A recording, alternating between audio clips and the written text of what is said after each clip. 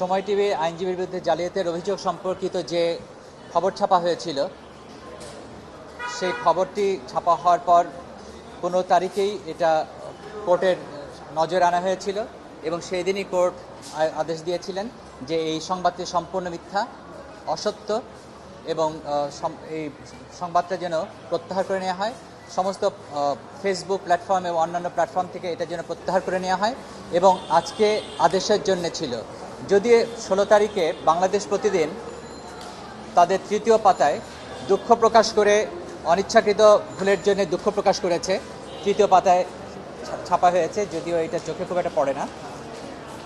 Court আজকে আদেশ দিয়েছেন যে বাংলাদেশ প্রতিদিনের সম্পাদক যদিও দুঃখ প্রকাশ করেছেন, স্টিল এরকম অনিয়ন্ত্রিত, ডেসপারেট এবং তথ্য না জেনে যে এই সংবাদ পরিবেশন করেছে তার জন্য সম্পাদক এবং নিজস্ব প্রতিনিধি যার নামের বরাতে এই সংবাদ ছাপা হয়েছিল তাদেরকে আগামী বুধবার কোর্টে হাজির হতে টু এক্সপ্লেইন দেয়ার কন্ডাক্ট। কেন এটা তারা করলো, কোন তথ্যের ভিত্তিতে করলো, এটা তাকে এক্সপ্লেন করার জন্যে কোর্টে 11:30টার সময় তাদেরকে আসতে বলা হয়েছে।